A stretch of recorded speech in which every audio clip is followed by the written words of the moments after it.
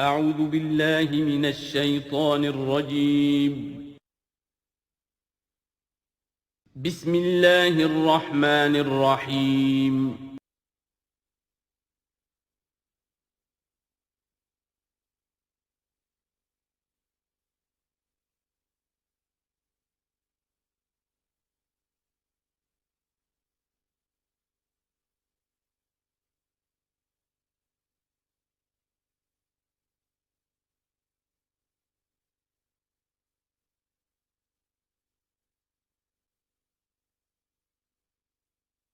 نحمده ونصلي على رسوله الكريم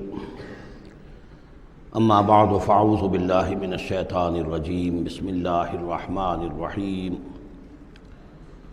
واتل ما اوحي اليك من كتاب ربك لا مبدل لكلماته ولن تجد من دونه ملتحدا واصبر نفسك مع الذين يدعون ربهم بالغداة والعشي يريدون وجهه ولا تعد عيناك عنهم تريد زینۃ الحیاۃ الدنیا ولا تطع من اغفلنا قلبه عن ذکرنا واتبع هواه وكان امره فرطا وقل الحق من ربكم فمن شاء فليؤمن ومن شاء فليكفر انا اعتدنا للظالمین نارا احاط بهم سرادقها صدق اللہ العظیم۔ اور پڑھا کرو اس میں سے کہ جو وحی کیا گیا ہے آپ کی جانب آپ کے رب کی کتاب میں سے، اس کی باتوں کا بدلنے والا کوئی نہیں، اور نہیں پاؤ گے تم اپنے لیے اس کے سوا کوئی اور جائے پناہ۔ تھامے رکھو، روکے رکھو اپنے آپ کو ان لوگوں کے ساتھ جو پکارتے ہیں اپنے رب کو صبح و شام اور چاہتے ہیں اس کی رضا، طالب ہیں اس کے روئے انور کے، اور نہ دوڑیں آپ کی نگاہیں ان سے ہٹ کر آپ کے دنیا کو یہ محسوس ہو، یہ مغالطہ ہو کہ ترید و زینت الحیات الدنیا۔ یہ ذرا مشکل مقام ہے قرآن مجید کا کہ بظاہر تو الفاظ یہ ہیں کہ آپ کی نگاہیں دنیا کی زیبائش اور آرائش کی تلاش میں ان فقراء اور غرباء سے ہٹ کر امراء کی طرف نہ اٹھیں، لیکن ظاہر بات ہے کہ حضور صلی اللہ علیہ وسلم کی یہ شان نہیں تھی، لہذا اس میں جو بات سمجھ میں آتی ہے وہ یہ ہے کہ ایسا نہ ہو کہ آپ کے التفات کی وجہ سے دنیا یہ محسوس کرے کہ ان کی نگاہ میں بھی وقت اور اہمیت جو ہے وہ دنیاوی مال و دولت اور اسباب کی ہے۔ کسی داعی حق کے لیے یہ معاملہ بہت ہی نازک ہوتا ہے کہ ایک طرف جو حالات و واقعات ہیں اس کے اعتبار سے، جو حقائق ہیں اس کے اعتبار سے، معاشرے کے جو اونچے طبقات ہوتے ہیں، جو وہاں سرداری یا کسی اور طرح کی سربراہی کے منصب پر فائز ہوں یا ان کے پاس فراوانی ہو دولت کی، اب ظاہر بات ہے کہ ان کا ایک اثر و رسوخ ہوتا ہے معاشرے میں۔ ان میں سے کوئی ایک شخص ایمان لے آئے تو وہ بہت سے لوگوں کے برابر ہو جائے گا، جیسے حضرت عمر رضی اللہ اور ابو جہل کو حضور نے دونوں کو پیش کیا اللہ کے سامنے کہ اللہ ان میں سے ایک کو ضرور میری جھولی میں ڈال دے۔ ظاہر بات ہے کہ اس سے اسلام کو تقویت حاصل ہوگی، اور اس سے یہ ہے کہ جن مسلمانوں پر کا قافیہ تنگ ہوا ہے، جن کو ستایا جا رہا ہے، اگر کوئی بڑا آدمی ایمان لے آئے گا تو ان کو بھی سہارا ملے گا، جیسے کہ حضرت عمر اور حضرت حمزہ کے ایمان لانے کے بعد جو غرباء تھے، فقراء تھے اور جو غلام تھے انہیں ستایا جا رہا تھا، انہیں کچھ ریلیف ملا ہے۔ اس حوالے سے ایک طرف تو اس کی ضرورت ہوتی ہے کہ ان کی طرف توجہ کی جائے، التفات رکھا جائے، تاکہ اگر وہ ایمان لے آئے تو اس سے ایمان کو بھی تقویت ہو، اسلام کو تقویت ہو، مسلمانوں کو بھی فائدہ پہنچے۔ دوسری طرف یہ اندیشہ ہوتا ہے کہ غرباء کا دل نہ دکھے، تیسری طرف یہ کہ لوگ یہ نہ سمجھیں کہ یہ بھی زیادہ جو ہے مدارات کرتے ہیں اور زیادہ التفات کرتے ہیں امراء کی طرف، اہم لوگوں کی طرف، گویا کہ ان کی نگاہوں میں بھی دنیا کی انہی چیزوں کی وقت ہے، انہی چیزوں کی اہمیت ہے۔ تو یہ تین طرف کے چیز سمجھیے کہ یہ چکی دو پارٹوں والی نہیں، تین پارٹوں والی ہے، کہ جس میں کوئی داعی جو ہوتا ہے وہ اس مخمصے میں آ جاتا ہے کہ ایک طرف تقاضا یہ ہے خود تحریک کا، دعوت کا، اس جد و جہد کا، اس کے تقاضے یہ ہیں کہ ان کی طرف التفات ہو، ان کی طرف توجہ کی جائے تاکہ ان میں سے کچھ لوگ ایمان لے آئیں تو کام میں سہولت حاصل ہو، مدد حاصل ہو، لیکن دوسری طرف یہ منفی دو اثرات بھی موجود ہیں۔ تو اس کے مابین جو ہے حکم دیا جا رہا ہے حضور صلی اللہ علیہ وسلم کو کہ بہرحال آپ یہ احتیاط کیجئے کہ یہ تاثر نہ ابھرنے پائے کہ محمد کے نزدیک بھی صلی اللہ علیہ وسلم اصل اہمیت جو ہے وہ دولت مند لوگوں کی ہے۔ ولا تطع من اغفلنا قلبه عن ذکرنا، اور مت کہنا مانیے ان لوگوں کا، یہ جیسا کہ میں نے بارہا عرض کیا ہے کہ دباؤ پڑ رہا تھا سرداران قریش کی طرف سے کہ کچھ ہماری بات مان لیجئے، کچھ ہم آپ کی مان لیں گے۔ تو یہاں گویا کہ اس پہ پھر متنبہ کیا جا رہا ہے کہ جن لوگوں کو دلوں کو ہم نے اپنی یاد سے غافل کر دیا ہے، محروم کر دیا ہے، آپ ان کی باتیں سنیں بھی مت، ان کی طرف دھیان بھی مت دیجیے۔ ولا تطع من اغفلنا قلبه عن ذکرنا واتبع هواه وكان امره فرطا وقل الحق من ربکم۔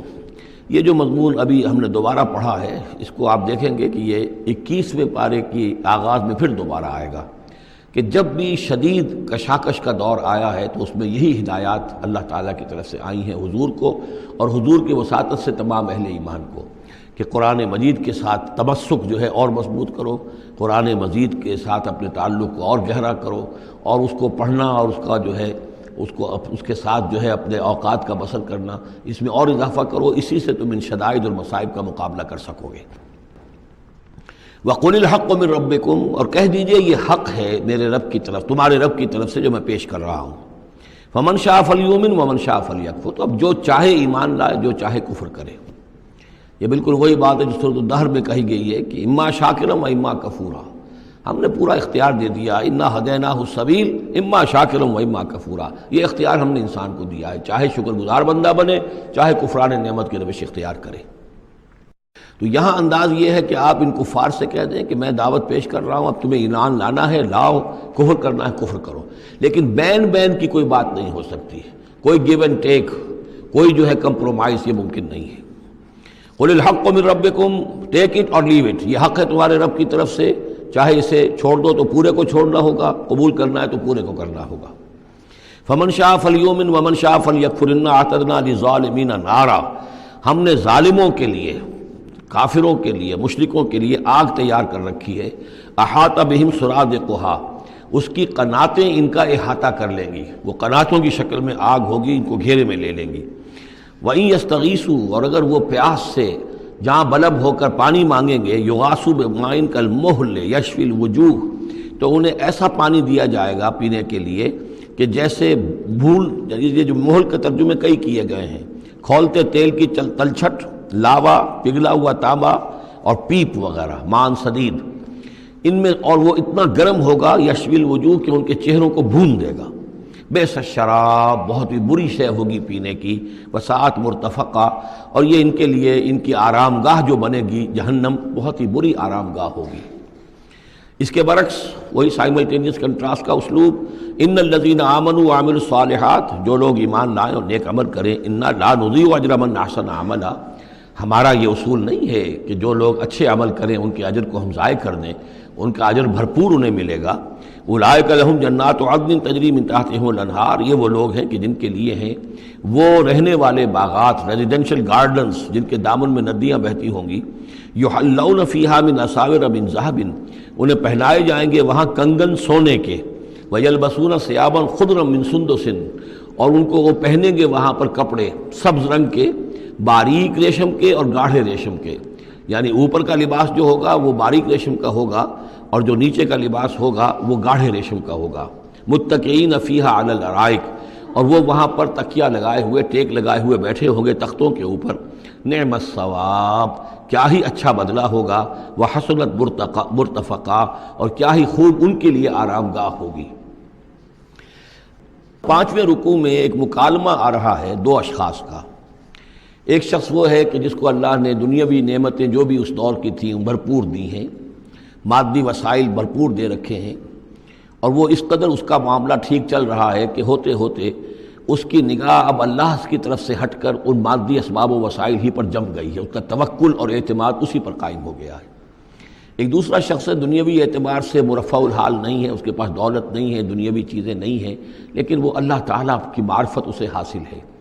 وہ اس دولت مند آدمی کو کوئی نصیحت کرتا ہے کہ تم اللہ کو بھول گئے ہو، تمہیں چاہیے کہ ہم تمام چیزوں کے اوپر جو بھی اللہ نے تمہیں دی ہے اس کا شکر ادا کرو، اس کا حق ادا کرو۔ لیکن اس نے اپنے گھمنڈ میں آ کر اسے بہت تلخ جواب دیا کہ میرے پاس یہ سب کچھ ہے تو گویا کہ میں اللہ تعالیٰ کا لاڈلا ہوں، چہیتا ہوں، تم جوتیاں پٹخار رہے ہو، تمہارے پاس کچھ نہیں ہے، تمہاری کوئی حیثیت نہیں ہے، تمہاری حیثیت ہی نہیں ہے کہ مجھے تم واعظ بھی کہو۔ لیکن یہ کہ اس پر پھر جو ان کے درمیان معاملہ ہوا تو انہوں نے کہا، اس شخص نے، کہ ہو سکتا ہے کہ اللہ تعالیٰ تمہارے اس سارے دولت کو اور مال و اسباب کو ضائع کر دے، لیکن یہ کہ اس نے کہا کیسے ہو سکتا ہے، میں نے سارا بندوبست ٹھیک کیا ہوا ہے۔ بہرحال نتیجہ یہ نکلا کہ اللہ تعالیٰ نے اس کی اس پوری دولت کو ایک طریقے سے ضائع کر دیا، اور پھر وہ اپنے ہتھیلیاں ملتا رہ گیا، کف افسوس ملتا رہ گیا، اور اس نے کہا ہائے کاش کہ میں نے اپنے رب کے ساتھ شرک نہ کیا ہوتا۔ حالانکہ اس پورے رکوع میں کہیں کسی دیوی کا، دیوتا کا، کسی اور الہہ کا کوئی ذکر نہیں ہے۔ تو اس رکوع میں سمجھنے کی بات یہ ہے کہ ایک شرک ہے مادہ پرستی کا شرک، مادی اسباب و وسائل پر اتنا تکیہ ہو جائے، اتنا توکل ہو جائے، اتنا اعتماد ہو جائے کہ پھر اللہ تعالیٰ کو انسان بھول جائے، مسبب الاسباب پر سے نگاہ ہٹ جائے، اور وہ سمجھے کہ سارا اعتماد اور توکل میرا ان مادی اسباب و وسائل پر ہے۔ تو یہاں گویا کہ اس نے ان مادی وسائل و اسباب ہی کو اپنا معبود بنا لیا ہے۔ تو یہ شرک ہے جو اس دور کا سب سے بڑا شرک ہے۔ اس دور میں بت پرستی کا شرک بہت کم رہ گیا ہے، اب ستارہ پرستی کا شرک کہاں رہ گیا ہے؟ کون لوگ ہیں جو ستاروں کو پوجتے ہیں؟ اب تو انسان سمجھتا ہے ستاروں تک تو ہم پہنچ ہی جائیں گے، ہمارا علم تو پہنچ ہی چکا ہے، چاند تک ہم اتر آئے ہیں، اب چاند کو کون پوجے گا؟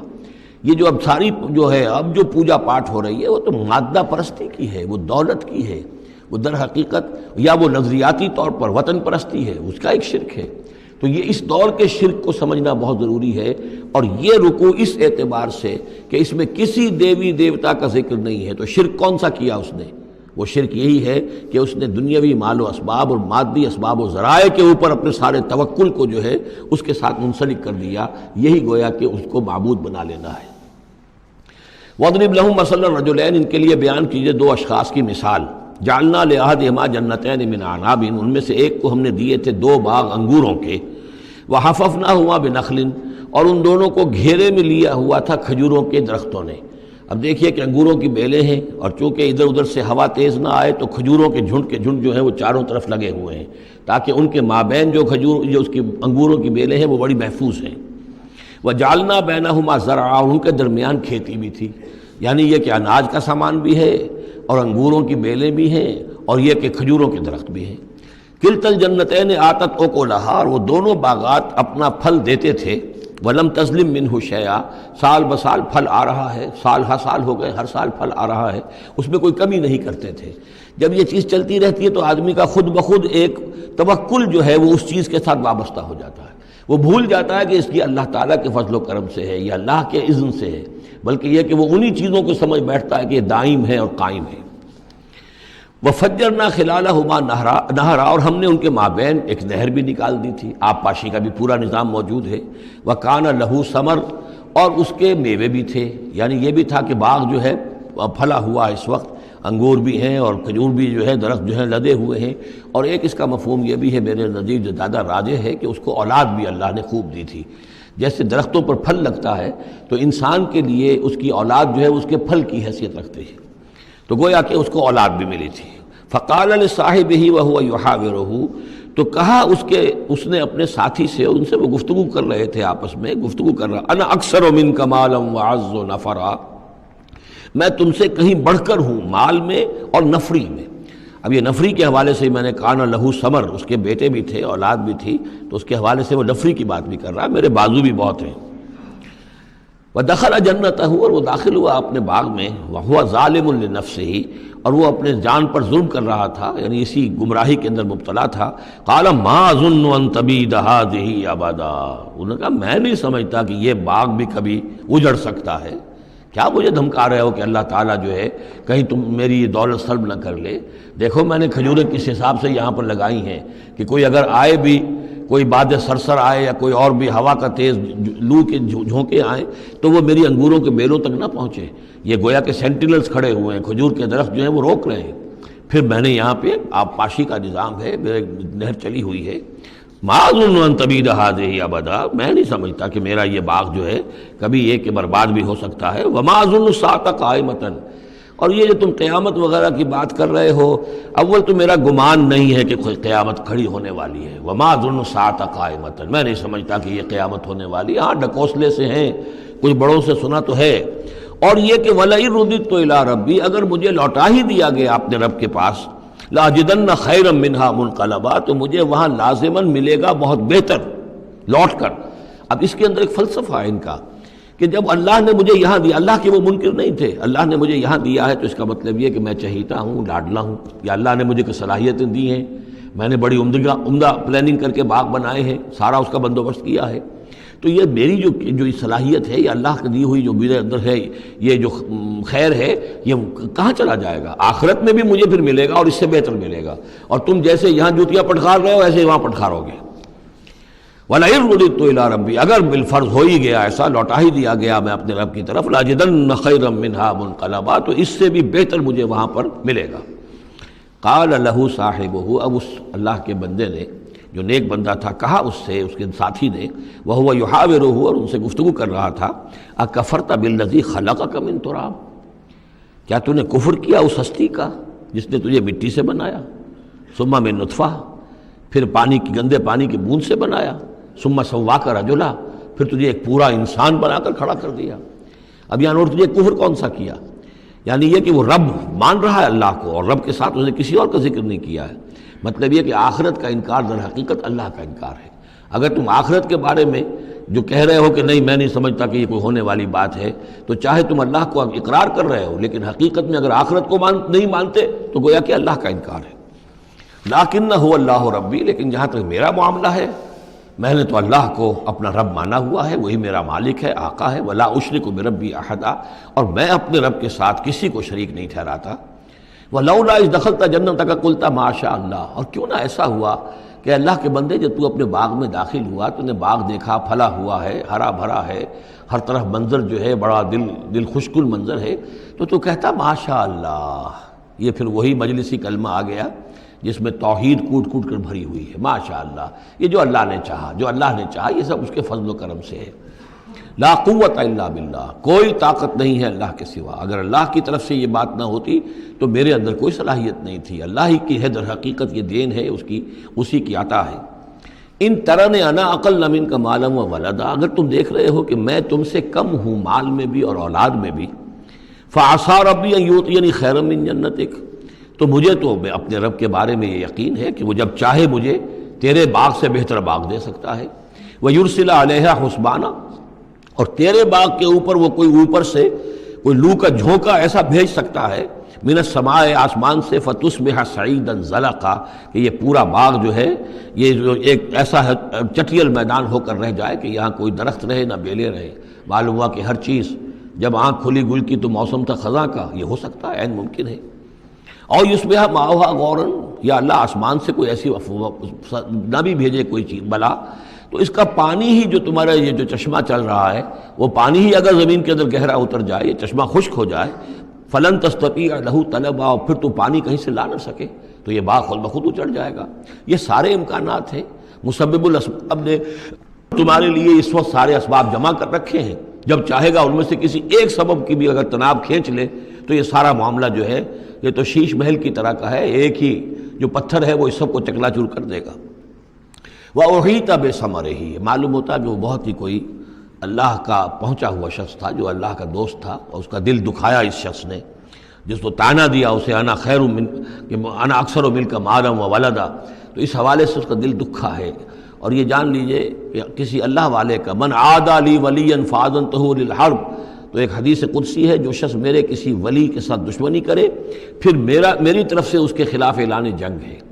تو اس نے چونکہ یہ دل دکھایا ہے، اور فارسی کا ایک شعر بھی بڑا مزیدار ہے کہ ہیچ قوم را خدا رسوا نہ کرد، تا دلے صاحب دلے نامد میں درد، کسی صاحب دل کے دل کو ٹھیس لگتی ہے، درد اس کے اندر پیدا ہو جاتا ہے، صاحب دل ہو، اللہ کی محبت اس کے دل میں ہو اور اسے ٹھیس پہنچے، تو تا دلے صاحب دلے نامد میں درد، ہیچ قوم را خدا رسوا نہ کر، قومیں بڑی رسوا ہو جاتی ہیں کسی ایک اللہ والے کی کہ دل جو ہے اس کی دل کو اگر تکلیف پہنچے۔ تو وَأُحِيطَ بِثَمَرِهِ، اس کا سارا ثمر سمیٹ لیا گیا، اللہ تعالیٰ نے جو کچھ اس کو دیا تھا وہ سلب کر لیا، باغ بھی ختم ہوا، اولاد بھی ختم ہوئی۔ فَأَصْبَحَ يُقَلِّبُ كَفَّيْهِ عَلَىٰ مَا أَنفَقَ فِيهَا، تو وہ رہ گیا اپنے ہاتھوں کو ملتا ہوا، اپنی ہتھیلیوں کو ملتا ہوا، جسے ہم کہتے ہیں کفِ افسوس ملنا۔ یقلب کفیہ علی ما انفق فیہا، جو کچھ اس نے خرچ کیا تھا، انویسٹ کیا تھا، محنت کی تھی، کتنا عرصہ لگا تھا اس باغ کے پلاننگ میں، باغ کو اس نے لگایا تھا، کہاں کہاں سے پودے لایا ہوگا، ما انفق فیہا وہی خاویۃ علی عروشہا، اور وہ باغ جو ہے گرا پڑا ہوا تھا اپنی چھتریاں کے اوپر، کیونکہ جو انگور کی بیلیں ہوتی ہیں وہ ٹٹیاں ہوتی ہیں، چھتریاں ہوتی ہیں، وہ سب اوندھی پڑی ہیں۔ وَيَقُولُ يَا لَيْتَنِي لَمْ أُشْرِكْ بِرَبِّي أَحَدًا، اور اس وقت وہ کہہ رہا تھا ہائے میری شامت، کیا کاش کہ میں نے اپنے رب کے ساتھ شرک نہ کیا ہوتا۔ اب یہ کون سا شرک ہے؟ اس پوری اس گفتگو کے اندر کہیں کسی دیوی کا، دیوتا کا، کسی کا ذکر نہیں ہے، کسی کی شفاعت کا ذکر نہیں ہے۔ یہ ہے ہمارا آج کا نقشہ مادہ پرستی کا، آج کی ہماری ذہنیت جو ہے پوری کی پوری اس رکوع کے اندر موجود ہے۔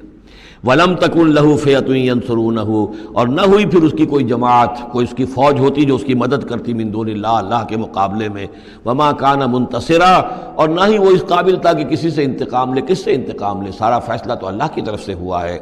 هُنَالِكَ الْوَلَایَةُ لِلَّهِ الْحَقِّ، یہاں تو حکومت اور اختیار کل کا کل اللہ ہی کے لیے ہے، سچے اللہ کے لیے جو الحق ہے۔ یہ ولایا ہے واو کے زبر کے ساتھ۔ والی کہتے ہیں حاکم کو، مالک کو والی، والی سے ولایا بنتا ہے۔ ولی کہتے ہیں دوست، پشت پناہ، اور اس سے ولایا بنتا ہے، ولایت باہمی۔ اللہ ولی الذین آمنوا یخرجہم من الظلمات الی النور، اور الا ان اولیاء اللہ لا خوف علیہم ولا ہم یحزنون، یہ ولایت ہے واو کے زیر کے ساتھ۔ اور والی ہونا کسی کا، فلاں ملک کا والی فلاں تھا، یعنی وہاں کا حکمران تھا، بادشاہ تھا، تو یہاں کی بادشاہی، یہاں کا اختیار، ہنالک الولایۃ للہ الحق، کل ولایت اللہ ہی کے حق میں ہے۔ ہوا خیر ثوابا و خیر عقبا، یقیناً وہی بہتر ہے انعام دینے والا، اور وہی بہتر ہے نتیجے کے اعتبار سے، عاقبت کے اعتبار سے۔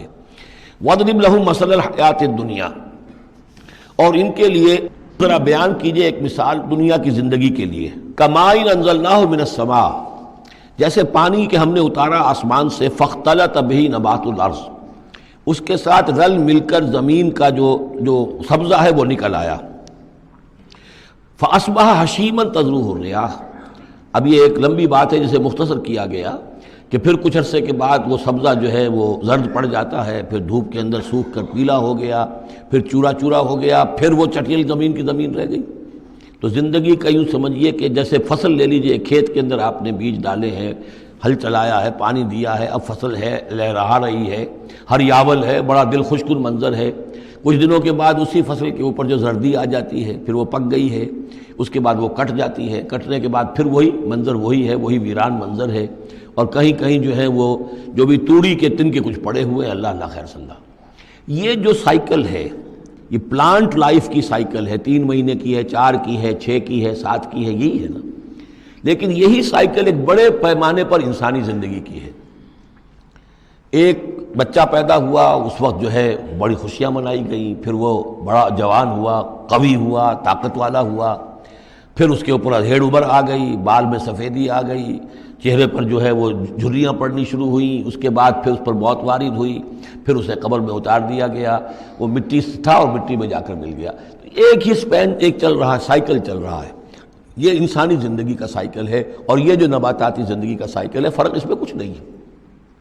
اوپر سے پانی آیا اور زمین کا سبزہ نکل آیا، اوپر سے روح آئی ہے، اور ہمارے یہ اجساد اس زمین سے نکلے ہوئے ہیں، ان دونوں نے مل کر ہمیں اس حیات دنیاوی کی ایک شکل دے دی ہے۔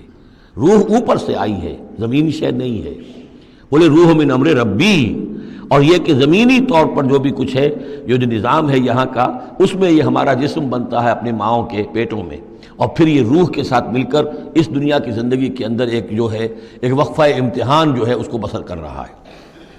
وَاضْرِبْ لَهُم مَثَلَ الْحَیَاةِ الدُّنْیَا، ان کے لیے دنیا کی زندگی کی مثال بھی بیان کیجئے، کَمَاءٍ أَنزَلْنَاهُ مِنَ السَّمَاءِ، جیسے کہ پانی جو ہم نے اتارا آسمان سے، فاختلط بہ نبات الارض، تو پھر اس کے ساتھ سبزہ جو ہے زمین کا رل مل کر نکل آیا، فاصبح حشیما، پھر وہ ہو گیا چورا چورا، تذروہ الریاح، کہ جنہیں ہوائیں لیے اڑتی ہیں، اڑتی پھر رہی ہیں۔ وَكَانَ اللَّهُ عَلَىٰ كُلِّ شَيْءٍ مُقْتَدِرًا، اور یہ اللہ تعالیٰ جو ہے ہر شے پر قادر ہے، اس کے لیے جیسے یہ سائیکل چل رہا ہے تمہارا نباتاتی، ایسے ہی حیواناتی ہے، ایسا ہی تمہارا انسانی زندگی کا ہے۔ المال والبنون زینت الحیات الدنیا، یہ زینت کا لفظ تیسری مرتبہ اس صورت میں آیا ہے، اور یہ اس کا عمود ہے، میں بتا چکا ہوں آپ کو۔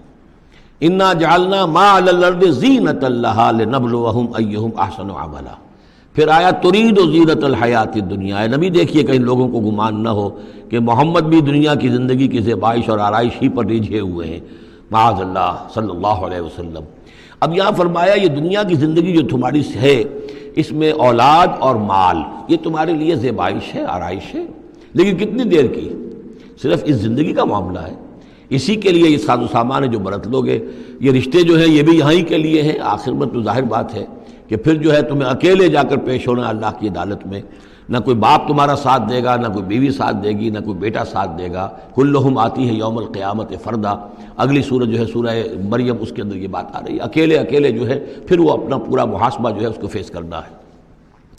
المال والبنون زینت الحیات الدنیا. مال اور بیٹے یہ دنیا کی زندگی کی رونق ہے. والباقیات الصالحات، باقی رہنے والی تو نیکیاں ہیں. نیکی کوئی کمائی ہے اس 30 سال میں، 40 سال میں، 50 سال میں، تو ان کے لیے بقا ہے. مال کے لیے کوئی بقا نہیں ہے. الباقیات الصالحات خیر عند ربک ثواب و خیر عملا. وہ یقیناً بہتر ہیں تیرے رب کے نزدیک ثواب کے اعتبار سے، بدلے کے اعتبار سے بھی، اور توقع اور امید کے اعتبار سے. امید اگر کوئی لگانی ہے تو یہ مال اسباب سے نہ لگاؤ. امید اگر لگانی ہے تو اولاد سے نہ لگاؤ. امید لگانی ہے تو کوئی نیکی اگر ہے اور آخرت میں اس کا اجر و ثواب کی توقع ہے تو تمہارے لیے سہارا جو ہے اصل بننا چاہیے وہ. وَيَوْمَ نُسَيِّرُ الْجِبَالَ. اب یہ قیامت کا نقشہ کھینچا جا رہا ہے. اور جس دن کہ ہم چلائیں گے پہاڑوں کو، وَتَرَى الْأَرْضَ بَارِزَةً، اور تم دیکھو گے کہ زمین بالکل ننگی ہو گئی ہے. کوئی اونچائی نہیں رہی، کوئی نیچائی نہیں رہی، کوئی اونچ نہیں، کوئی ٹیڑھ نہیں، کچھ نہیں، سیدھی چٹیل. پہاڑ چل جائیں گے تو ظاہر بات ہے کہ یہ اونچائیاں ختم ہو جائیں گی. وَحَشَرْنَاهُمْ، اور ہم ان سب کو جمع کریں گے. وَلَمْ نُغَادِرْ مِنْهُمْ أَحَدًا، اور ان میں سے ایک کو نہیں چھوڑیں گے. کوئی بھی نسل انسانی کا جو حضرت آدم سے لے کر اور قیامت کے آخری ساعت تک جو لوگ بھی پیدا ہوں گے سب کے سب موجود ہوں گے.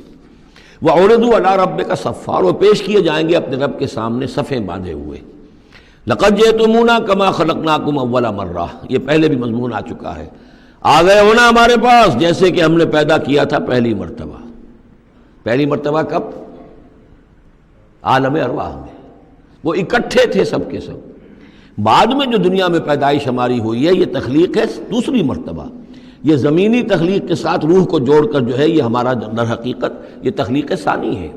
تخلیق اول جو ہے وہ تو ہماری ارواح کی شکل میں ہوئی، اور وہی شکل میں تھی کہ آدم سے لے کر اگر کل دنیا کی زندگی 15,000 برس ہو فرض کیجئے آدم کے بعد سے لے کر قیامت تک، تو 15,000 برس تک جتنے انسان نسل آدم میں پیدا ہوئے بیک وقت وہ موجود تھے اس وقت بھی، اور بیک وقت موجود ہوں گے قیامت کے میدان میں بھی.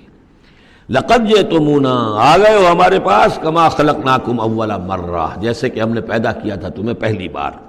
بل زعمتم ان لن نجعل لکم موعدا، اس وقت ہم نے تم سے ایک قول و قرار لیا تھا الست بربکم قالوا بلا، لیکن اس دنیا کی زندگی میں تمہیں یہ گمان ہو گیا تھا کہ تمہارے لیے ہم کوئی وقت وعدے کا وقت مقرر نہیں کریں گے، یعنی ملاقات نہیں ہوگی. تم بھول گئے تھے اس ملاقات کو، جی چرا رہے تھے ہم سے ملنے سے. الذین لا یرجون لقاءنا، جو ہم سے ملاقات کے امیدوار ہی نہیں ہیں، اس خیال ہی کو ذہنوں سے دور رکھتے تھے کہ کبھی اللہ کے حضور میں حاضری ہے.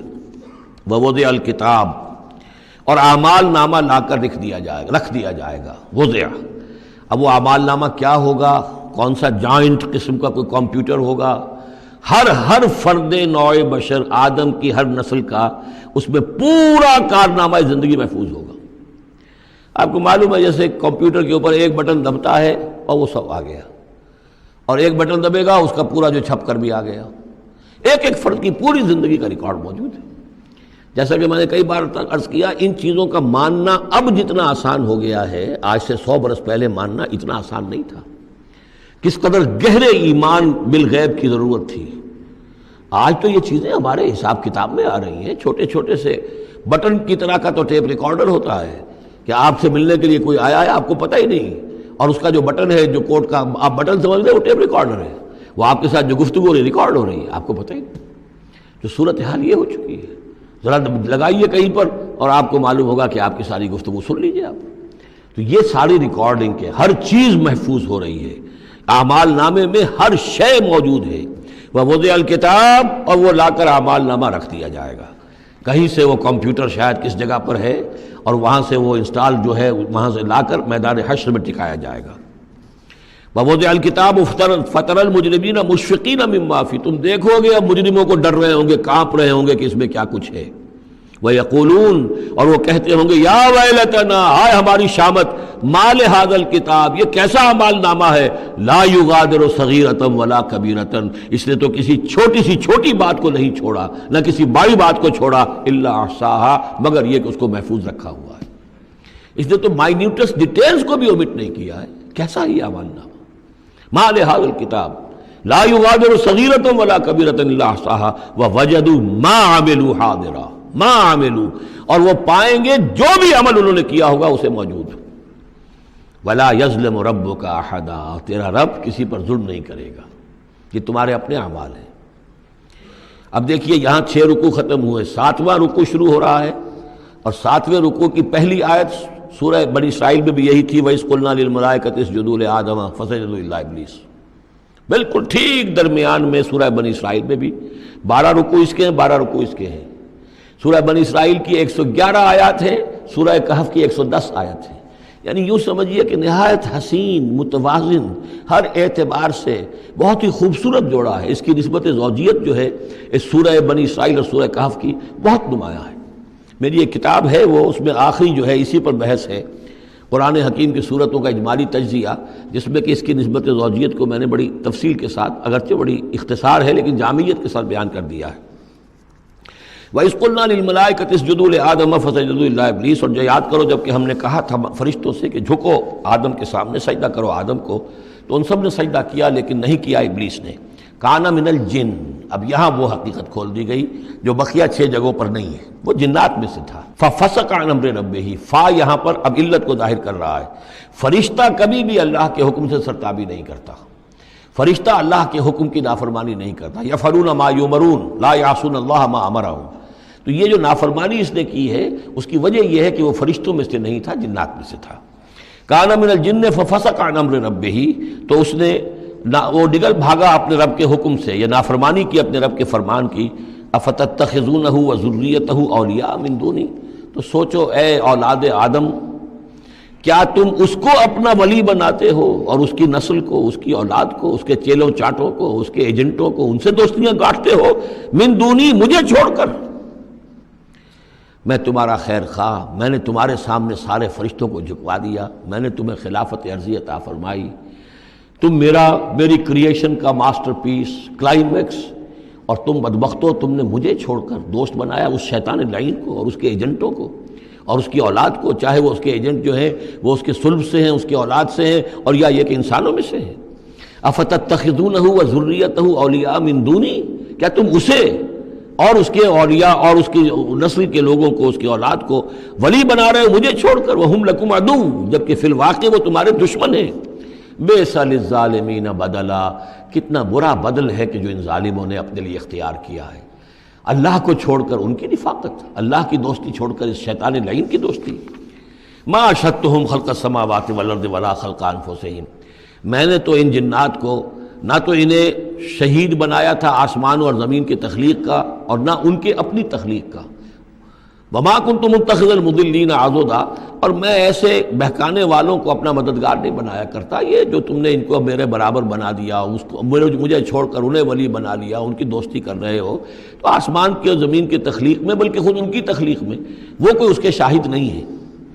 وَيَوْمَ يَقُولُ نَادُوا شُرَكَائِيَ الَّذِينَ زَعَمْتُمْ، اور جس دن کہ اللہ کہے گا کہ پکارو ذرا میرے ان شرکاء کو جن کا تمہیں زعم ہو گیا تھا، تمہیں گمان تھا کہ وہ میرے شریک ہیں. فَدَعُوهُمْ، تو وہ پکاریں گے ان کو.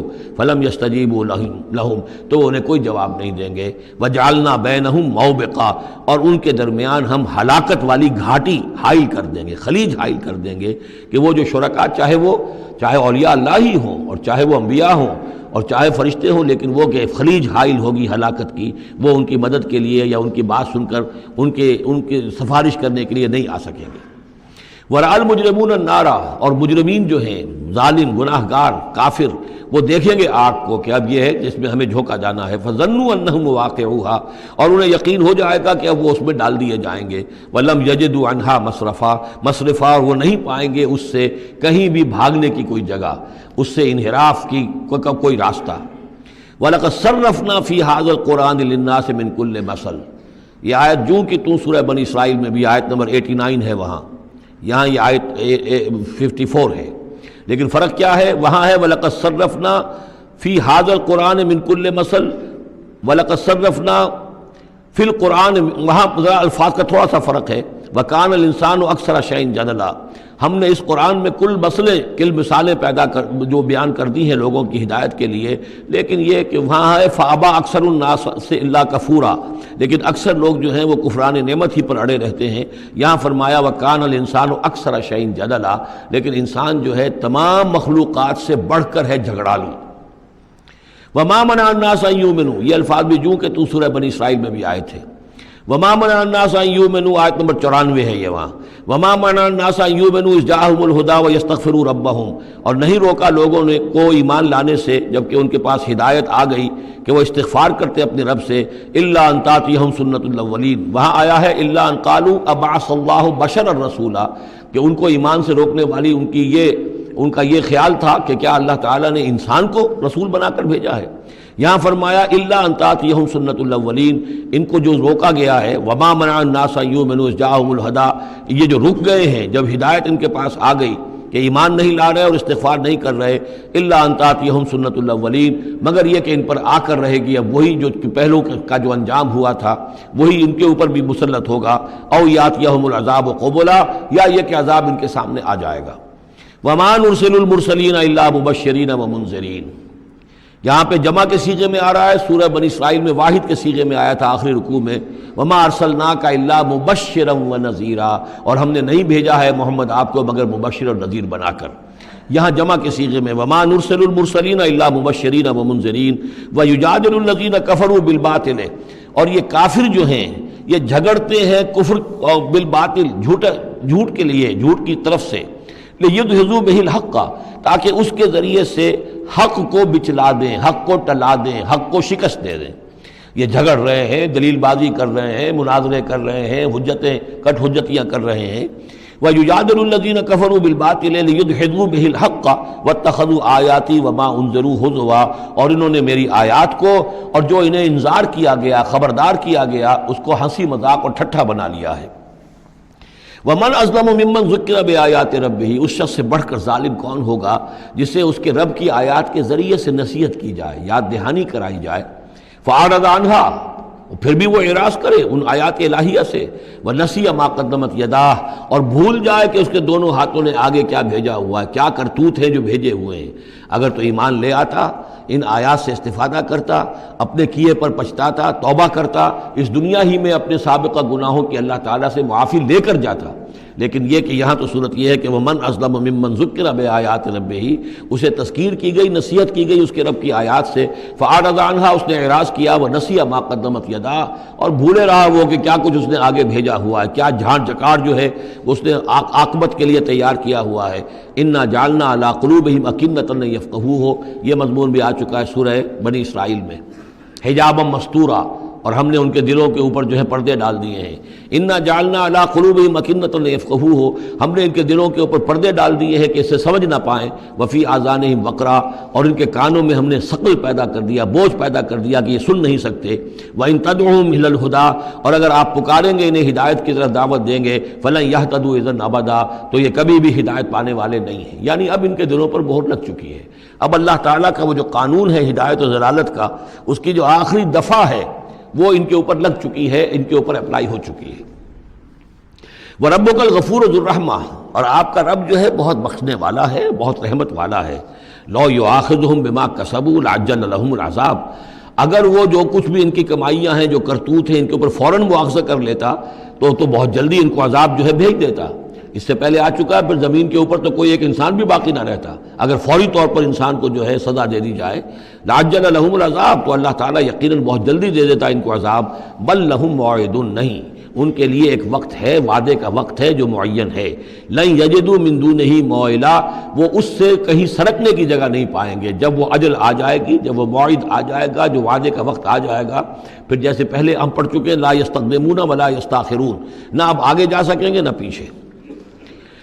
وَتِلْكَ الْقُرَىٰ أَهْلَكْنَاهُمْ لَمَّا ظَلَمُوا، اور یہ وہ بستیاں ہیں جن کا کہ ذکر ہم قرآن مجید میں بار بار کر چکے ہیں. یہ احقاف کے اندر جو لوگ آباد تھے، اور یہ جو حجر میں لوگ تھے، اصحاب الایکا تھے، وہ عمورہ اور صدوم کی بستیاں تھیں. وَتِلْكَ الْقُرَىٰ أَهْلَكْنَاهُمْ لَمَّا ظَلَمُوا، ہم نے ان کے رہنے والوں کو ہلاک کیا جبکہ انہوں نے ظلم کی روش اختیار کی، شرک کی اور کفر کی روش اختیار کی. وَجَعَلْنَا لِمَهْلِكِهِمْ مَوْعِدًا، اور ان کی بھی ہلاکت اور بربادی کے لیے ہم نے ایک وعدے کا وقت معین کر دیا تھا. اس وقت معین سے پہلے عذاب ان پر بھی نہیں آ سکتا تھا. وَإِذْ قَالَ مُوسَىٰ لِفَتَاهُ لَا أَبْرَحُ حَتَّىٰ أَبْلُغَ مَجْمَعَ الْبَحْرَيْنِ أَوْ أَمْضِيَ حُقُبًا. اب یہ دو رکوع ہیں کہ جن میں حضرت موسیٰ علیہ السلام کے ایک سفر کا ذکر ہے.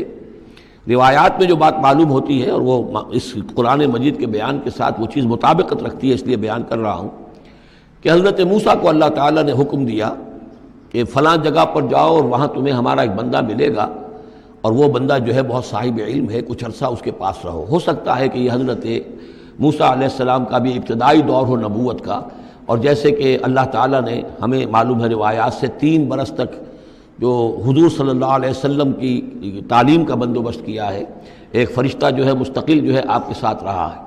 اسی طریقے سے شاید اللہ تعالیٰ نے کسی یا تو فرشتے کو، جسے ہم خضر کہہ دیتے ہیں، یہ بھی کوئی یقین کے ساتھ معلوم نہیں کہ وہ خضر علیہ السلام، قرآن میں ان کا نام نہیں ہے. یہ بھی رائے ہے کہ وہ فرشتے ہیں، یہ بھی رائے ہے کہ وہ انسانوں میں سے کوئی انسان ہے جن کو اللہ تعالیٰ نے بہت لمبی عمر دے دی ہے. جیسے جن کو دے رکھی ہے ایک ابلیس کو، تو انسانوں میں سے ایک اچھے اپنے نیک اور اپنے پسندیدہ اور برگزیدہ انسان کو بھی اس نے بہت بڑی عمر دے رکھی ہے، وہ حضرت خضر ہے. واللہ عالم، اس کے بارے میں کوئی تفصیل ہم نہیں جان سکتے. لیکن یہ کہ حضرت موسیٰ علیہ السلام سے کہیں کسی جگہ پر ان کو یہ خیال آ گیا کہ شاید اس وقت روئے ارضی پر سب سے زیادہ علم جو ہے اللہ تعالیٰ نے مجھے عطا کیا ہے. لیکن اس کے لیے پھر ذرا تعدیباً اور تربیتاً اور تعلیماً اب انہیں کہا گیا کہ فلاں ہمارا بندہ فلاں جگہ جاؤ، تمہاری ملاقات ہوگی، کچھ دیر اس کے پاس رہو اور دیکھو کہ وہ اس سے کیا حکمت تم سیکھ سکتے ہو. اب اس کے لیے حضرت موسیٰ نکلے ہیں اپنے نوجوان ساتھی خادم کے ساتھ، یوشع ابن نون ان کو ساتھ لے کر.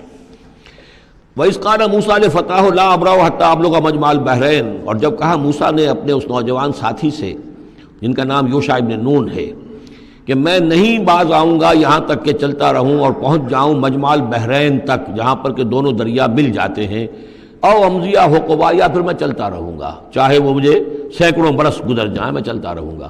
بتایا گیا تھا مجمع البحرین پر وہ ملے گا، اور خاص نشانی اس کی بتا دی گئی تھی کہ ہمارا وہ بندہ وہاں ملے گا تمہیں.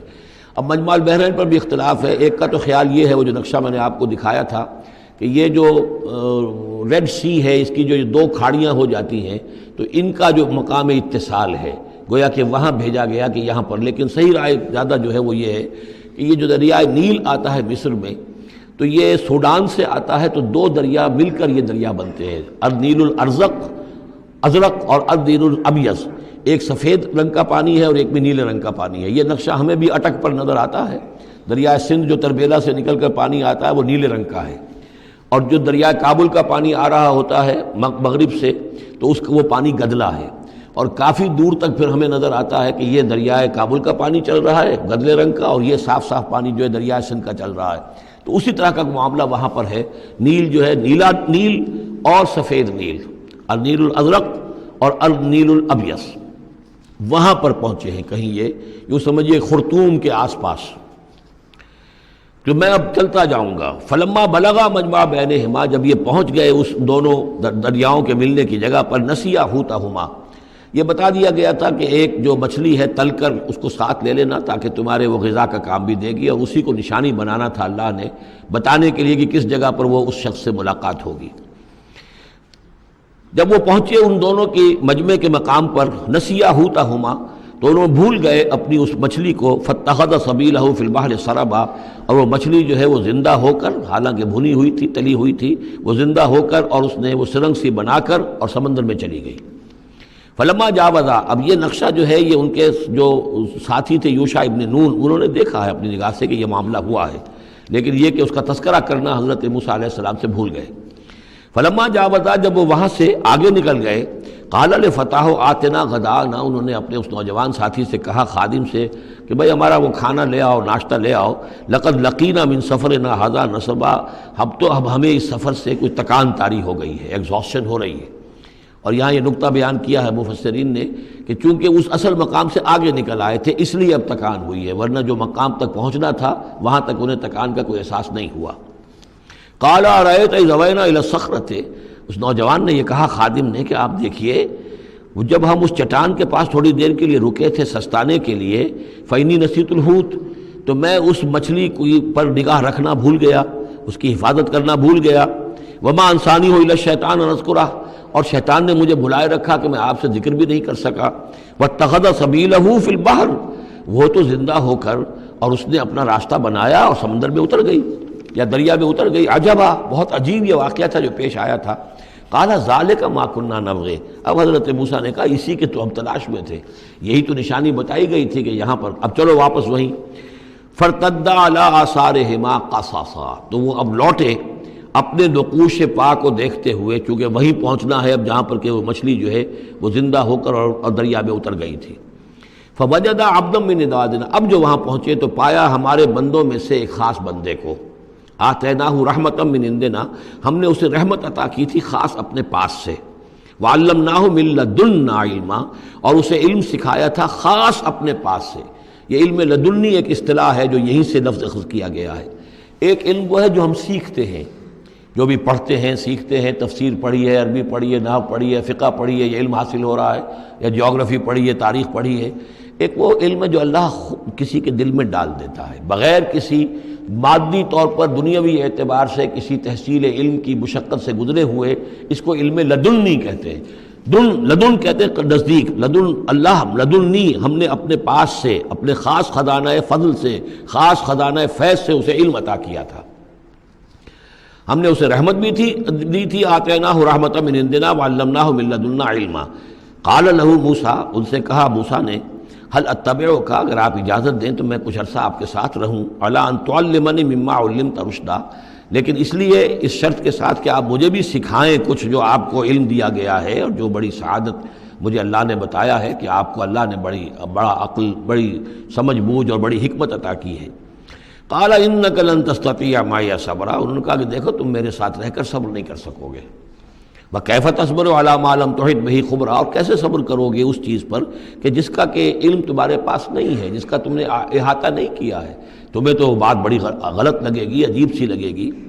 قال ستجدنی انشاءاللہ صابرا، حضرت موسیٰ نے کہا کہ نہیں انشاءاللہ آپ مجھے صابر پائیں گے، میں صبر کروں گا، ولا اعصی لک امرا، اور میں آپ کی کسی حکم کی خلاف ورزی نہیں کروں گا۔ اب دیکھیے یہاں انشاءاللہ صبر کے ساتھ تو آ گیا، ولا اعصی لک امرا، آپ کے حکم کی خلاف ورزی نہیں کروں گا، یہاں انشاءاللہ نہیں آیا ہے، اور اسی میں خلاف ورزی ہو گئی، یعنی یہ کہ انہوں نے جو حکم دیا تھا پھر اس کی وہ پابندی نہیں کر پائے۔ ولا تقولن لشیء انی فاعل ذلک غدا، اس کے ساتھ اس کو جوڑ لیجئے جو ہم پڑھا ہے اسی صورت میں، حضور سے کہا گیا تھا کبھی نہ یہ کہیے گا، یہاں بھی کہتے ہیں انشاءاللہ میں کوشش کروں گا، انشاءاللہ اللہ تعالیٰ کے فضل و کرم سے میں آپ کے حکم کی خلاف ورزی نہیں کروں گا۔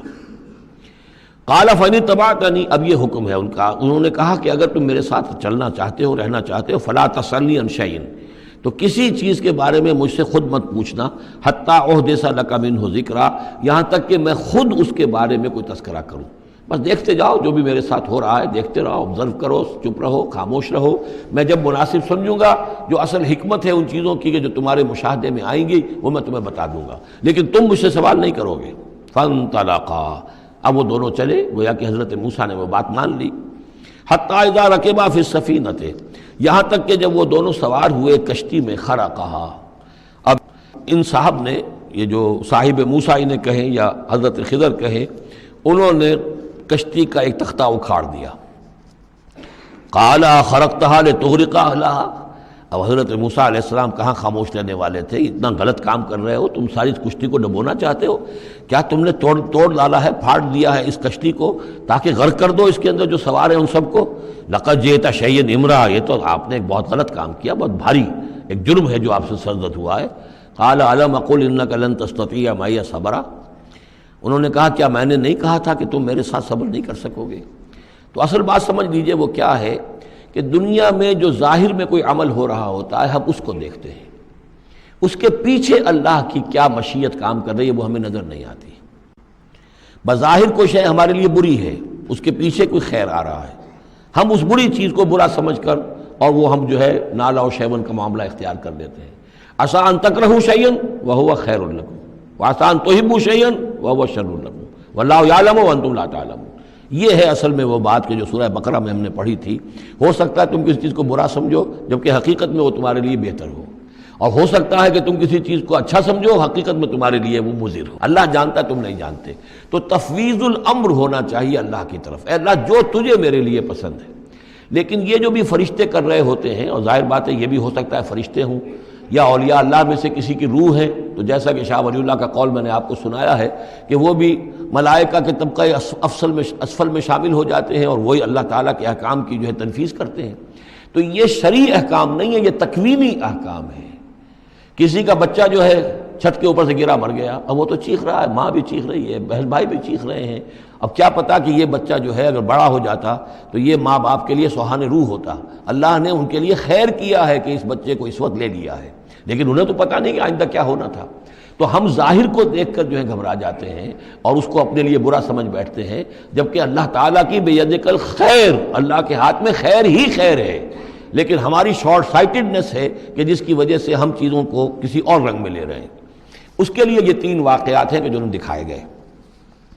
قال لا تؤاخذنی بما نسیت ولا ترہقنی من امری عسرا، تو انہوں نے کہا، حضرت موسیٰ نے عرض کیا لا تؤاخذنی بما نسیت، مجھ سے مواخذہ نہ کیجئے اس پر کہ میں بھول گیا کہ میں نے آپ سے وعدہ کیا تھا کہ میں آپ سے کوئی سوال نہیں کروں گا، ولا ترہقنی من امری عسرا، اور نہ دباؤ ڈالیے مجھ پر میرے معاملے میں کچھ زیادہ سختی نہ کیجئے، ایسا نہ ہو کہ ایک ہی دفعہ کی میری اس غلطی کے اوپر کہتے ہیں جاؤ اب یہاں سے، بلکہ ذرا یہ نرمی کیجئے۔ فانطلقا، اب پھر چلے دونوں، حتی اذا لقیا غلاما قتلہ، اور جب ایک نوجوان سے ملاقات ہوئی اس نے قتل کر دیا اس کو، حضرت خضر نے۔ قال قتلت نفسا زکیۃ بغیر نفس، حضرت موسیٰ علیہ السلام پھر بولے یہ کیا کیا آپ نے؟ ایک بے گناہ جان کو آپ نے قتل کر دیا اس کے بغیر کہ اس نے کسی کا خون بہایا ہو۔ لقد جئت شیئا نکرا، یہ تو آپ نے بہت ہی نامعقول حرکت کی ہے۔ قال علم انک لن تستطیع معی صبرا، اب انہوں نے ذرا ڈانٹ کے انداز میں کہا علم اقل لک، کیا میں نے نہیں کہا تھا تم سے کہ تم میرے ساتھ صبر نہیں کر سکو گے؟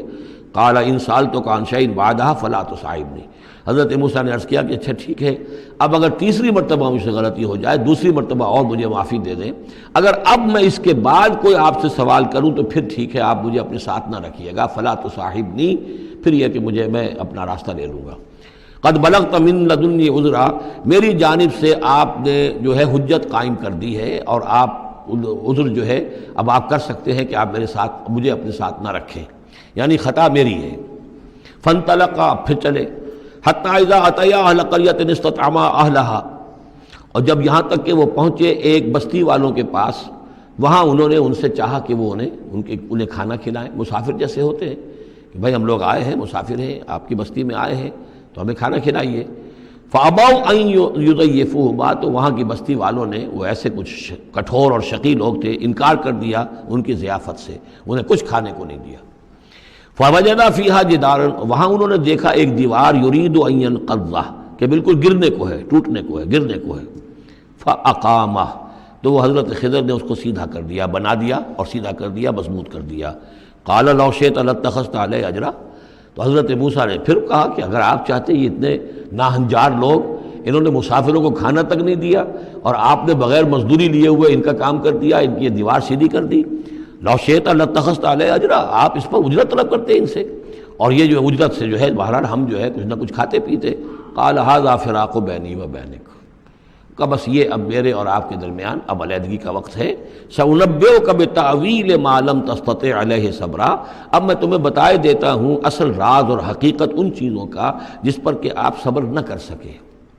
اما السفینہ، جہاں تک اس کشتی کا معاملہ ہے، فکانت لمساکین یعملون فی البحر، تو یہ ان مزدوروں کی ملکیت تھی کہ جو دریا میں محنت کرتے ہیں، جیسے کشتی ہے ادھر سے ادھر اتار دیا، دو پیسے لے لیے، ایک پیسہ لے لیا، یہ مزدوری کر رہے ہیں، ان کے لیے گویا کہ کمائی کا اور ان کی معاش کا یہی ذریعہ ہے۔ فاردت ان اعیبھا، میں نے یہ چاہا کہ اس کو عیب دار کر دوں۔ وکان وراءہم ملک یاخذ کل سفینۃ غصبا، جبکہ آگے جو ہے ایک بادشاہ تھا، حاکم تھا، جو ہر کشتی کو کہ جو ثابت و سالم ہے اسے وہ غصب کر رہا ہے، اس کو جو ہے کنفسکیٹ کر رہا ہے، جیسے آج کل بھی ہوتا ہے ہمارے ہاں، وہ ویگنز جو ہیں وہ پولیس والے روک لیتے ہیں تو اسی طریقے سے وہ جو ہے قبضہ کر رہا ہے ان پر، یاخذ کل سفینۃ غصبا۔ اب وہ دیکھے گا کہ یہ تو ٹوٹی بھی کشتی چھوڑ دے گا، تو کشتی میں ایک تختہ لگا لینا تو آسان کام ہے، پوری تختی جا رہی تھی تو میں نے ایک تختہ جو ان کا جو ہے توڑ دیا ہے تاکہ اسے ناقص سمجھ کر وہ بادشاہ جو ہے اسے ریجیکٹ کر دے اور اس کشتی کو نہ لے، تو ان مزدوروں کی پوری کشتی بچ جائے۔ ایک تختہ توڑنے سے تختی بچتی ہے، اور یہ سالم رہتی تختی تو پوری کشتی جا رہی تھی۔ تو میں نے ان کے خیر کے لیے کیا ہے، جس کو تم نے یہ سمجھا کہ شاید میں لوگوں کو ہلاک کرنے کے لیے میں نے یہ قدم اٹھایا ہے۔ وَأَمَّا الْغُلَامُ، اور جہاں تک اس لڑکے کا معاملہ ہے، نوجوان کا، فَكَانَ أَبَوَاهُ مُؤْمِنَيْنِ، اس کے والدین بڑے نیک اور صالح ہیں، والدین دونوں کے دونوں۔ فَخَشِينَا أَن يُرْهِقَهُمَا طُغْيَانًا وَكُفْرًا، اب ظاہر بات ہے کہ حضرت خضر کو معلوم ہوگا کہ اس کے جینز اچھے نہیں ہیں، بڑے شرارتی قسم کے جین اس کے اندر ہیں، اور یہ جب جوان ہوگا تو یہ آوارہ ہو کر اٹھے گا اور بہت سخت ہوگا اور اپنے والدین کے لیے سوہان رو بن جائے گا۔ یرہقہما طغیانا و کفرا، ناشکری اور زبردستی کر کے ان کو عاجز کرے گا، ستائے گا۔ فاردنا یبدلہما ربہما خیرا منہ زکاۃ واقرب رحما، تو ہم نے یہ چاہا کہ ان کا رب ان کے لیے بدل دے، اس سے بہتر اولاد اسے دے، بیٹا دے دے کہ جو اس کے لیے پاکیزگی میں بھی اور شفقت اور رحمت میں بھی اس سے بہتر ہو، جو ان کے لیے بڑھاپے میں سہارا بن سکے۔ تو ہم نے صرف یہ کیا ہے کہ یہ بچہ جو ہے وہ یہ ساری چیزیں جو اللہ کے حکم سے میں کر رہا ہوں، یہ گویا کہ تکوینی امور ہیں جو ہو رہے ہیں، یہ تشریعی امور نہیں ہے، تم شریعت کے حوالے سے دیکھ رہے ہو، اور میں یہ تکوینی معاملات کر رہا ہوں اللہ کے حکم کے مطابق۔ اور یہ در حقیقت رحمت ہے، جس کو کہ لوگوں نے یہ سمجھا ہوگا جن کا بچہ جو والدین کا فوت ہو گیا تو ان کے اوپر تو پہاڑ ٹوٹ پڑا ہوگا غم کا، لیکن اصل میں اللہ تعالیٰ نے یہ ان کے خیر کے لیے کیا۔ وَأَمَّا الْجِدَارُ، اور جہاں تک اس دیوار کا معاملہ ہے، فَكَانَ لِغُلَامَيْنِ يَتِيمَيْنِ فِي الْمَدِينَةِ، تو یہ دو غلام لڑکوں کی دیوار ہے جو شہر میں رہتے ہیں۔ وَكَانَ تَحْتَهُ كَنْزٌ لَهُمَا، اور اس دیوار کی جڑ میں ان کے لیے ایک دفینہ ہے۔ وَكَانَ أَبُوهُمَا صَالِحًا، اور ان کا باپ جو ہے وہ بہت نیک آدمی تھا، باپ نیک تھا، عین وہ جو سمجھئے کہ کسی جوانی میں یا کوئی وقت جو ہے وہ اس کی موت کا وقت آ گیا، بچے چھوٹے چھوٹے تھے، اس نے کچھ اپنی پونجی جو ہے گھر کے اندر ایک دیوار کی جڑ کے اندر بنیاد کے اندر دفن کر دی، یہ بڑے ہو جائیں بچے یہ نکال لیں۔ اب چونکہ وہ نیک تھا لہذا اللہ تعالیٰ کی طرف سے اس کا اہتمام ہو رہا ہے۔ دیوار اگر اس وقت گر گئی ہوتی تو یہ خزانہ ظاہر ہو جاتا، اور ابھی وہ بچے جو ہیں وہ چھوٹے ہیں، تو لہذا یہ لوگ جو ہیں بستی والے کتنے ناہنجار ہیں جنہوں نے ہمیں کھانے کو نہیں دیا ہے، وہ کیا یتیموں کے اس مال کا لحاظ کریں گے؟ وہ سارا کا سارا اس مال کو قبضہ کر لیں گے۔ تو میں نے وہ دیوار بنا دی ہے۔ کان ابوہما صالحا، ان کا باپ بہت نیک آدمی تھا۔ فاراد ربک یبلغ اشدہما، تو آپ کے رب کا یہ فیصلہ ہوا کہ یہ دونوں بچے جو ہیں اپنی پوری جوانی کو، پختگی کو، بلوغت کو پہنچ جائیں۔ ویستخرجا کنزہما، اور پھر وہ اپنا خزانہ نکال لیں۔ رحمتا من ربک، یہ تینوں امور آپ کے رب کی رحمت کا منظر ہے۔ بظاہر جو بھی نظر آ رہا ہے، تو دنیا میں جو حالات و واقعات ہو رہے ہیں یہ حقیقت دنیا کے اعتبار سے ہم اس کے ظاہر کو دیکھتے ہیں، اور ظاہر کے حوالے سے ہی دل گرفتہ ہو گئے، رنجیدہ ہو گئے، نقصان ہو گیا، یہ ہو گیا۔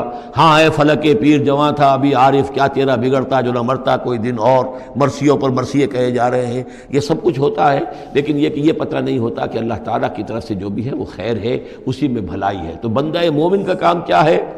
تفویض الامر الی اللہ، اپنے معاملات کو اللہ کے حوالے کر دے، راضی برضائے رب، جو اللہ کی طرف سے آیا کہ ہر ساقی ماریخت عین الطافست، رحمتا من ربک، یہ سب کچھ رحمت تھا، رحمت ہے آپ کے رب کی طرف سے۔ وما فعلتہ عن امری، یہ میں نے اپنے جی سے نہیں کیا ہے، میرا فیصلہ نہیں ہے۔ یعنی یہ جو بھی تھے، چاہے فرشتے تھے اور چاہے کوئی نیک انسان ہے جنہیں اللہ نے بہت لمبی زندگی دے دی ہے، چاہے یہ کوئی روح ہے کہ جو انسانی شکل میں پھر آ گئی ہے، کہ جو اللہ تعالیٰ نے کسی ولی اللہ کی روح کو جو ہے وہ طویل زندگی دے رکھی ہے، کوئی بھی ہے، اس سے کوئی فرق واقع نہیں ہوتا، لیکن یہ کہ وہ در حقیقت کارکنان قضاء و قدر کی فوج میں ریکروٹ ہو گئے۔ وہ جو فیصلے کر رہے ہیں، جس کی تنفیذ کر رہے ہیں، اس کا شریعت سے تعلق نہیں ہے، وہ تکوینی امور ہے اللہ تعالیٰ کے۔ ذالک تاویل ما لم تستطع علیہ صبرا، یہ ہے تاویل، یہ ہے اصل حقیقت، یہ ہے اصل راز ان چیزوں کا جس پر کہ اے موسیٰ تم صبر نہ کر پائے۔ اب اس کے بعد جو ایک رکوع میں واقعہ آ رہا ہے ذوالقرنین کا، تو جو بھی 1-2 منٹ ہمارے پاس ہے اس میں میں تھوڑی سی تمہید بیان کیے دیتا ہوں کہ تو ایک سوال یہ بھی تھا کہ ذوالقرنین کون ہے؟ یہ کون ہے؟ یہ سمجھئے کہ اس صدی تک تقریباً 1300 برس تک ہمارے مفسرین ان کے علم میں نہیں تھا کہ کوئی اتنا بڑا بادشاہ ہو رہا ہو جتنا بڑے بادشاہ کا ذکر ابھی ذوالقرنین کے حوالے سے آئے گا، تو لہٰذا لوگوں نے یہ سمجھا عام طور پر کہ سکندر اعظم، یہی معلوم تھا سکندر بہت بڑا فاتح تھا، وہ مقدونیہ سے چلا یونان سے اور دریائے بیاس تک آ گیا، تک کتنا بڑا تو اس کو، لیکن یہ کہ اس کی سیرت و کردار جو ہے جو سکندر کی معلوم ہے اس کی کوئی مناسبت ذوالقرنین کے اس کردار سے نہیں ہے۔ ذوالقرنین اصل میں ایران کے بادشاہ تھے، اور ایران اس وقت دو ملکوں میں اوپر میں منقسم تھا۔ اب بھی اگر ابھی کبھی نقشہ دیکھیں گے تو ایک علاقہ جو ہے ایران کا وہ تو ہے جو خراسان کا حصہ ہے، جو اصل ایران ہے اس کو بھی یوں سمجھیے دو حصوں میں، ایک پارس پرانا کہلاتا تھا جس سے فارس کا لفظ بنا ہے، اور دوسرا مادہ تھا، میڈیا یا مادہ۔ تو یہ ایک شخص ایسے ابھرے کہ جنہوں نے ان دونوں کو ملا کر ایک حکومت بنایا، اور وہاں سے سلطنت ایران کا جو یوں سمجھیے کہ جو ان کا ایک سنہرا دور ہے، اور ان کی عظمت و سطوت جس کی کہ وہ بہت زیادہ جس پر فخر کرتے ہیں، اس لیے کہ ایرانی قوم بڑی نیشنلسٹ ہے، نسل پرست ہے، ان کے اندر اپنی تاریخ پر، اپنی روایات پر جو ہے وہ بہت ان کو فخر ہے۔ تو وہاں سے وہ دور شروع ہوا، اور انہوں نے پھر اس علامت میں کہ میں نے دو ملکوں کو جوڑ کر ایک بنایا ہے، اپنے تاج کے اندر دو سینگ لگا لیے تھے، اور وہ جو ہے ذوالقرنین یہ لقب ان کا ہو گیا تھا۔ اس کے حوالے سے سوال کیا گیا، اور اس کے بارے میں تفصیل جو اگلے رکوع میں آئے گی۔ بارک اللہ لی ولکم فی القرآن العظیم ونفعنی وإیاکم بالآیات والذکر الحکیم۔